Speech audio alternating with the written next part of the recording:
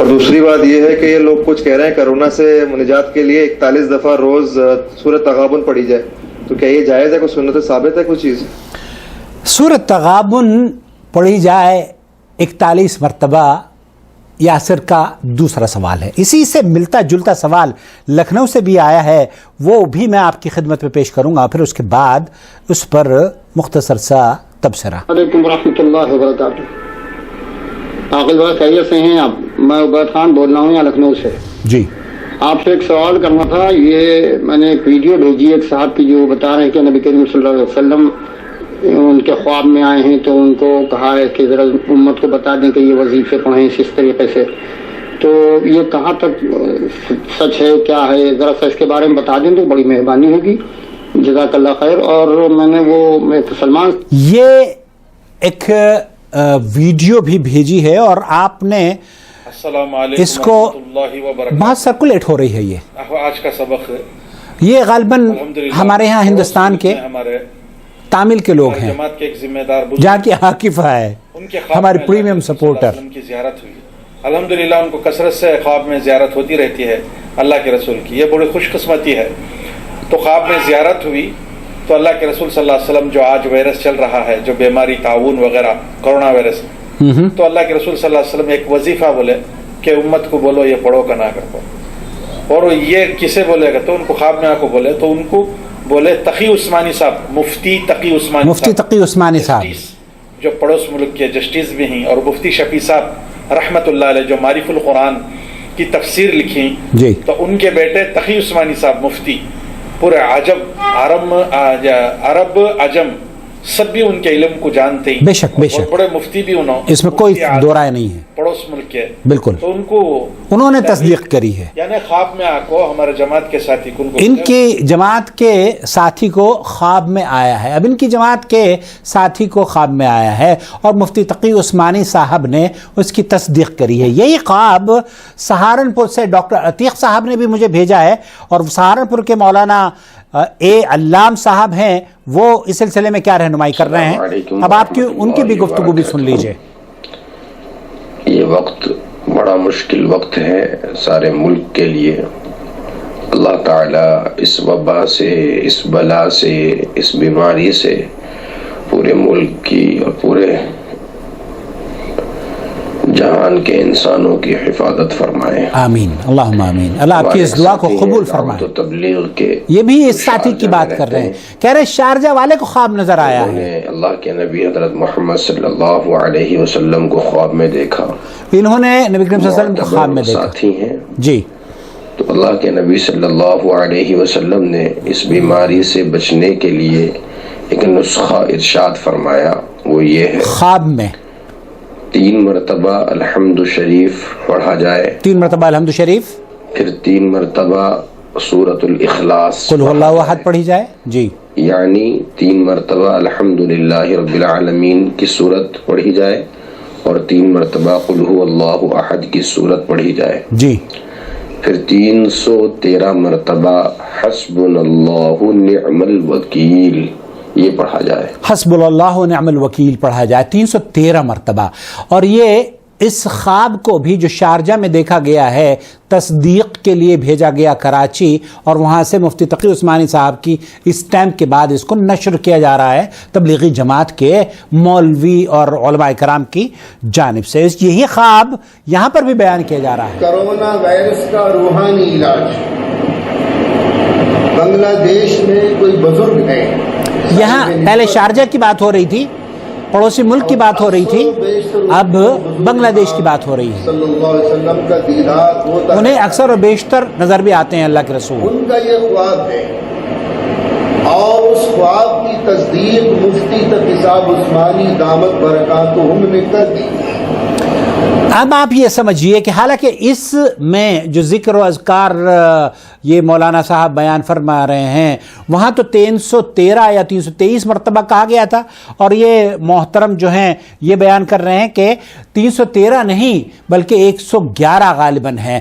تو خلاصہ کلام یہ ہوا کہ ان کے اکابر میں بھی تضاد پایا جاتا ہے، تضاد بیانی کا شکار ہیں۔ یاسر صاحب، جو آپ نے پوچھا ہے کہ سورۃ تغابن کی 41 مرتبہ پڑھنے سے کیا کرونا کا علاج ہو سکتا ہے، دیکھیے یہ کسی کا ذاتی عمل ہو سکتا ہے، قرآن و سنت اس سے بری ہے۔ اللہ کے رسول صلی اللہ علیہ وسلم سے سورۃ الشفاء جو ہے وہ سورہ فاتحہ ہے۔ سورہ تغابن اگر آپ پڑھیں گے، بلکہ کوئی بھی سورت، کوئی بھی لفظ آپ پڑھیں گے تو اس پر 1 نہیں 10 نیکیاں آپ کو ملیں گی، اور پورا کا پورا قرآن کریم شفا ہے۔ لیکن اس سے اگر ہمارے ہاں جو فضیلتیں بیان کی گئی ہیں سورہ تغابن کی اور سورہ کوثر کی اور سورہ اخلاص کی، وہ یہ کہ جناب سورت اس کو اتنی بار پڑھ لیں گے تو کرونا کے وائرس سے بچ جائیں گے، اور یہ حسبنا اللہ و نعم الوکیل اس طریقے سے پڑھ لیں گے، اور پھر اس کو منسوب کیا ہے نبی کریم صلی اللہ علیہ وسلم سے کہ خواب میں نبی کریم صلی اللہ علیہ وسلم کو ہم نے دیکھا۔ اللہ کے رسول صلی اللہ علیہ وسلم کو خواب میں دیکھنے کے سلسلے میں مفتی مملکت سعودی عرب سے جب پوچھا گیا،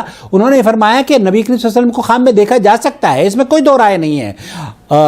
جنہوں نے نبی کریم صلی اللہ علیہ وسلم کو خواب میں دیکھا ہے، جن مبارک شخصیات نے نبی کریم صلی اللہ علیہ وسلم کی شکل و صورت دیکھی تھی اور انہوں نے خواب میں دیکھا، تو انہیں پتہ ہے کہ نبی کریم صلی اللہ علیہ وسلم کی کیسی صورت تھی۔ اسی طریقے سے جب صحابہ سے یہ تذکرہ کیا جاتا تھا نا کہ نبی کریم صلی اللہ علیہ وسلم کو ہم نے خواب میں دیکھا ہے، تو تابعین سے وہ پوچھا کرتے کہ شکل صورت بتاؤ کہ کس طریقے کی ہے، تو ان سے بتایا جاتا کہ ایک تابعی نے بتایا کہ اللہ کے رسول صلی اللہ علیہ وسلم کو میں نے دیکھا کہ وہ حضرت حسن کی جیسے تھے، حسن کا تصور میرے دماغ میں آ گیا۔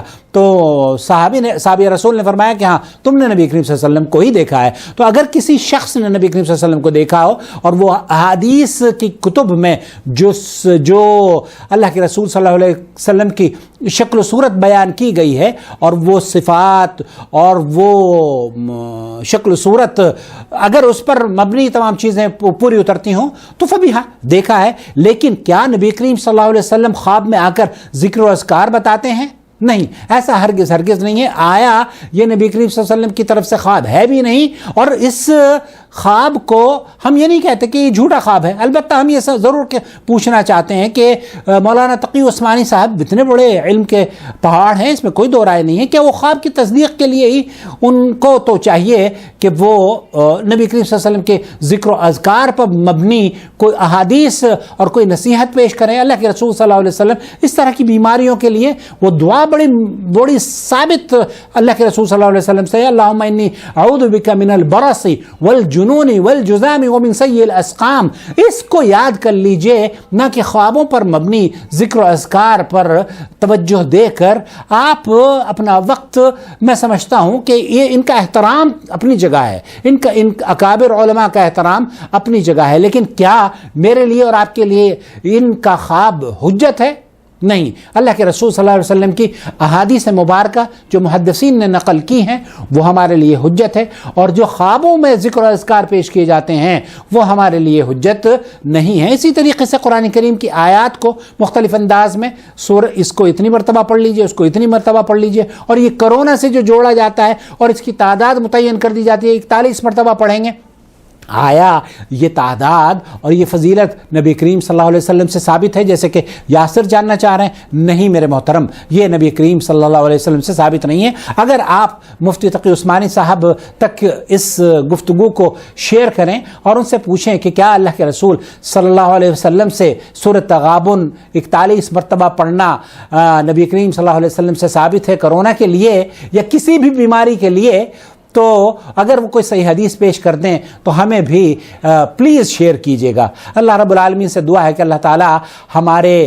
اس دنیا کو اس وبا سے، اس بلا سے امن اور سلامتی عطا فرما دے، اور پوری دنیا کے انسانوں کو اللہ رب العالمین راحت اور خوشیاں بحال فرما دے، اور ہندوستان میں خاص طور پر آج انسانیت سسکتی ہوئی، مرتی ہوئی نظر آ رہی ہے۔ اس دور میں انسانیت کی خدمت کرنا اتنا اشد ضرورت اس کی محسوس کی جا رہی ہے کہ ہمیں لسانی تعصب کو بالائے طاق رکھ کر دینی مذاہب کو اور مذاہب کی فرقہ بندی کو بالائے طاق رکھ کر قرآن و سنت کی طرف لوٹنا چاہیے، اور قرآن و سنت کے جو اوتھنٹک ذکر و اذکار ہیں انہیں عام کرنا چاہیے. کسی بھی ذکر و اذکار کو اس کی آتھنٹسٹی کے بارے میں آپ یہ دیکھ لیجئے کہ کیا اللہ کے رسول صلی اللہ علیہ وسلم کے عہد مبارک میں اس طرح کے ذکر و اذکار ملتے ہیں. اگر ملتے ہیں تو مبارک ہو، اور اگر نہیں ملتے ہیں تو وہ آپ کے لیے حجت ہو سکتے ہیں. مسلمانوں کے لیے، ہر اس شخص کے لیے جو کہ قرآن و حدیث کی دلیل کا مطالبہ کرنا چاہتا ہے، اس کے لیے یہ محل نظر ہے. واللہ تعالی اعلم. صلی اللہ علیہ نبینا محمد وعلی آلہ وصحبہ اجمعین. آپ کو میری رائے سے اختلاف ہو سکتا ہے، یہ میری رائے ہے. اگر آپ قرآن و حدیث سے ان تمام چیزوں کو ثابت کر سکتے ہیں فبیہا آمنا وصدقنا، میں سر آنکھوں پر آپ کی بات کو بھی تسلیم کروں گا. اور اگر آپ ہماری رائے سے متفق ہیں تو پھر اس ویڈیو کو دیکھنے کے بعد دوسروں کے ساتھ شیئر کیجئے، اور کوشش کیجئے کہ اس چینل کو آپ سبسکرائبر بن کے اس کو سپورٹ کریں جوائن ممبرشپ کے ذریعے. والسلام علیکم ورحمۃ اللہ وبرکاتہ. شهر رمضان الذي أنزل فيه القرآن هدى للناس وبينات من الهدى والفرقان.